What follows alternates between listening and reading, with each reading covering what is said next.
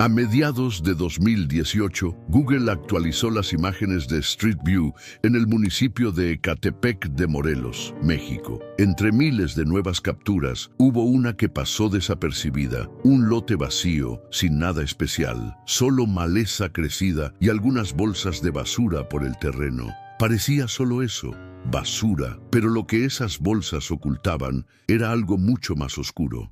La verdad comenzó a emerger cuando la policía local investigaba una serie de desapariciones inquietantes en la zona. Todas las víctimas compartían un perfil similar: mujeres jóvenes, con pocos recursos, vulnerables, y en cada caso, los últimos mensajes y llamadas registrados antes de su desaparición eran con la misma persona, una mujer de 28 años llamada Patricia Martínez. Vivía en una casa a solo 100 metros de ese terreno baldío, junto a su esposo, Juan Carlos Hernández, de 33 años, y sus 4 hijos. La pareja se ganaba la vida vendiendo ropa, comida y joyas frente a su casa. A simple vista, parecían una familia común, casi invisible para el resto, pero las autoridades ya los tenían en la mira. Llevaban semanas vigilándolos, convencidos de que tras esas paredes ocurría algo mucho más oscuro de lo que cualquiera podía imaginar.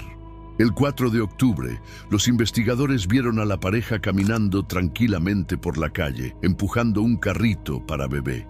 Sospechaban que dentro llevaban a la hija de Nancy Huitrón, una mujer de 28 años que había desaparecido semanas atrás, junto con su bebé de apenas 2 meses.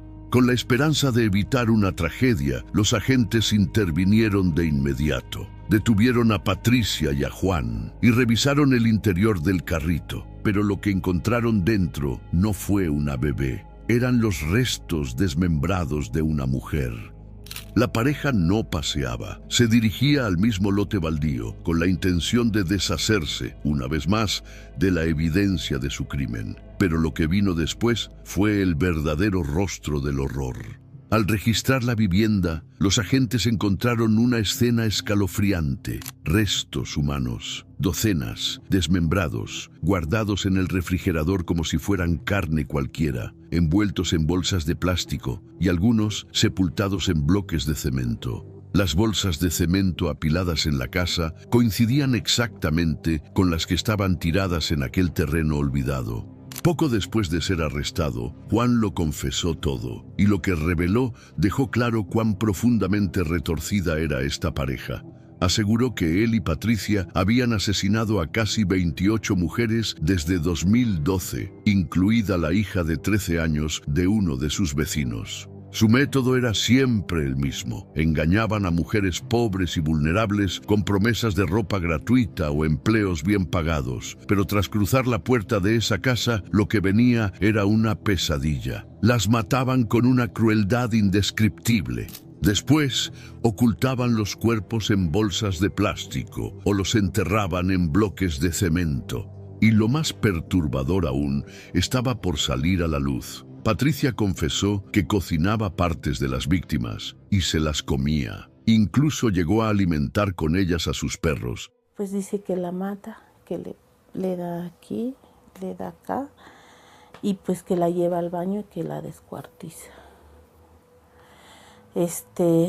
Dice su esposa que pues cuando ella ve, pues ya su esposo con las piernas de mi hija las estaba fileteando, y que salió como 1 kilo de bisteces de las piernas de mi hija, y que pues días después se las comieron asadas. Pero lo verdaderamente escalofriante no fueron solo los crímenes, sino la absoluta falta de remordimiento. Juan declaró sin titubear que odiaba a las mujeres y que si alguna vez tuviera la oportunidad, lo haría de nuevo. Y prefiero que mis perritos coman carne de esas mujeres a que ellas sigan respirando mi oxígeno. 1000 veces que coman los perritos y las ratas a que ellas sigan caminando por ahí. Pero si salgo, de una vez le digo a los patrones, voy a seguir matando mujeres. ¿Por la voz, por Dios o por Uno, porque a veces no me deja dormir esta tarde. Dos, por el odio que les tengo. Lo único positivo en medio de tanta oscuridad fue que la bebé, Valentina, logró sobrevivir. Había sido vendida por Juan y Patricia a otra pareja por poco más de $700. Los compradores fueron arrestados poco después y la niña fue rescatada sana y salva. Hoy está al cuidado de su abuela materna. En cuanto a Juan y Patricia, fueron declarados culpables de múltiples feminicidios, trata de personas y otros crímenes atroces. Hoy siguen tras las rejas, cumpliendo una condena que suma casi 350 años de prisión. Y mientras tanto, las madres de las víctimas siguen alzando la voz, cargando un dolor que ninguna sentencia podrá reparar. Yo lo quisiera matar con mis propias manos, la verdad. Hacer lo que sufrió mi hija. La muerte sería premiarlos. Es que vivan ahí el resto de su vida. Porque no merecen salir. ¿Para qué? ¿Para seguir haciendo lo mismo?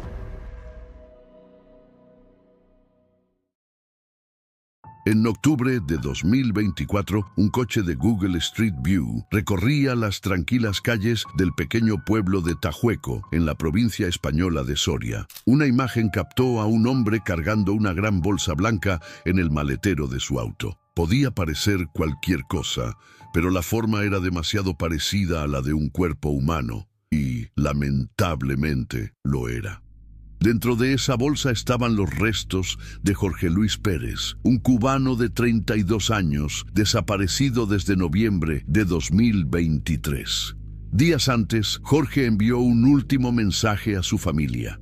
Decía que se iba de Soria, donde vivía con una mujer que había conocido, y que ya no volvería a usar ese teléfono. Uno de sus primos, que vivía en Zaragoza, encontró el mensaje extraño. Algo no cuadraba. Así que decidió alertar a la policía. A pesar de todos los esfuerzos, la policía no encontraba ninguna pista. No había testigos, ni cámaras de seguridad, ni rastro alguno de Jorge. El caso se enfrió por completo y así permaneció durante meses, hasta que en noviembre de 2024 ocurrió algo inesperado. Uno de los investigadores encontró unas imágenes captadas por un coche de Google Street View. Y ahí, en plena calle de Tajueco, aparecía el mismo hombre. Llevaba una gran bolsa blanca en una carretilla justo antes de cargarla en su automóvil. Una escena espeluznante, captada por casualidad, que marcaría un giro definitivo en la investigación. Gracias a las imágenes, los investigadores lograron reducir la lista de sospechosos rastreando el vehículo hasta su propietario, Manuel Isla Gallardo, un hombre de 48 años que vivía en Tajueco y trabajaba en el ayuntamiento de un pueblo cercano. Manuel no tenía antecedentes penales ni historial de violencia, lo que dificultaba actuar sin pruebas contundentes. Pero tras intervenir su teléfono y seguirlo durante varias semanas, los agentes descubrieron una conexión clave. Manuel mantenía una relación con la pareja de Jorge, y según revelaría la investigación, ambos habrían secuestrado y asesinado a Jorge arrastrados por un conflicto pasional. Probablemente habrían logrado salirse con la suya, de no ser por una coincidencia casi imposible. Tajueco es un pueblo diminuto, con menos de 50 habitantes. No hubo testigos, no había cámaras, nada. Pero ese día, un vehículo de Google pasó por allí, por primera vez en 15 años, y captó justo el momento clave. El 11 de noviembre, Manuel y su pareja fueron arrestados. Para entonces, los investigadores ya contaban con pruebas suficientes que los vinculaban con la desaparición de Jorge. Durante el registro de su vivienda, hallaron nuevos indicios. Y poco después, los restos de Jorge fueron encontrados en un cementerio a solo 15 minutos del lugar donde todo había comenzado. Desde su detención, Manuel, de nacionalidad española, y Susana, de nacionalidad cubana, han permanecido en prisión preventiva a la espera de su sentencia. Si buscas esta dirección en Barron, Wisconsin, en Google Street View, verás patrullas, cintas policiales y el silencio helado que queda tras una tragedia. La imagen fue captada el 16 de octubre de 2018, pero lo verdaderamente aterrador ocurrió apenas un día antes. Eran las 12:50 de la madrugada cuando un joven de 21 años, Jake Thomas Patterson, llegó hasta la casa de la familia Close. Tocó la puerta y fingió ser policía. James Close, el padre, exigió ver una placa antes de abrir. Pero Jake no traía una placa, traía una escopeta. Sin decir palabra, disparó a través de la puerta y le quitó la vida en el acto. Luego apuntó al cerrojo, disparó de nuevo y entró. Dentro de la casa, Denise Close se había encerrado en el baño junto a su hija de 13 años, Jamie. Desde allí hizo una aterradora llamada al 911.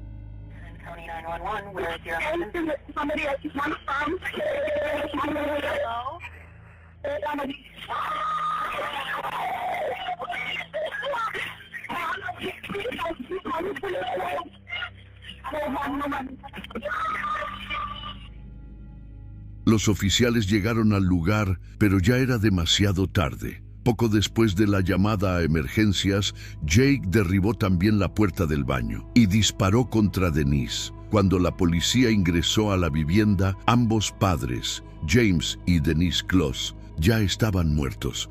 Pero había algo aún más alarmante. Jamie no estaba por ningún lado.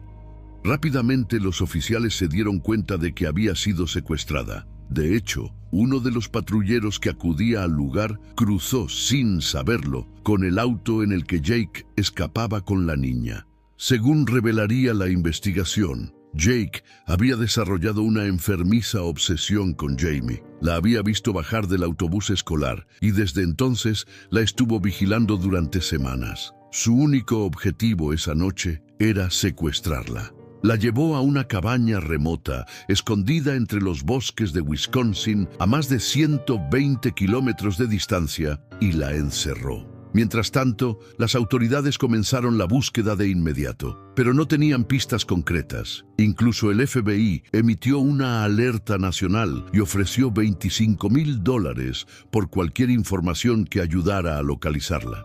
Pero los días pasaban y la esperanza de encontrarla con vida comenzaba a desvanecerse, hasta que el 10 de enero de 2019, 88 días después de lo ocurrido, la policía de Wisconsin recibió una llamada que nadie esperaba. Douglas County 911. Hi, I have a young lady at my house right now, and she says her name is Jamie Close. Tras 88 días de cautiverio, la joven logró escapar de la cabaña y pidió ayuda a una vecina de la zona. How did she come up upon your cabin? I was walking my dog, and we were almost home, and she was walking towards me, crying, saying, "You gotta help me, you gotta help me." James logró esta increíble huida tras semanas, observando cuidadosamente la rutina de Jake. No era fácil. Jake no trabajaba, había renunciado a su empleo solo 2 días después del secuestro y pasaba casi todo el tiempo encerrado en esa cabaña, vigilándola. Solo salía de vez en cuando por unas pocas horas. Cuando tenía que salir, la obligaba a esconderse debajo de una cama, aprisionada con cajas pesadas y objetos que impedían cualquier intento de escape. Así la mantenía aislada del mundo y bajo su total control. Aún así, Jamie observó todo, a qué hora se iba, cuánto tardaba en volver, y esperó con paciencia hasta que se presentó la oportunidad perfecta. Y entonces escapó. Una vez a salvo, contactó a la policía y les contó todo lo que sabía sobre su captor. Gracias a su testimonio, Jake fue identificado y arrestado poco después durante una parada de tráfico. El 24 de mayo de 2019 se declaró culpable de todos los cargos. Fue condenado a 2 cadenas perpetuas sin posibilidad de libertad condicional. Gracias por acompañarme hasta el final, y en especial a quienes siempre se toman un momento para dejar un comentario. Cuídense mucho y nos vemos en el próximo video.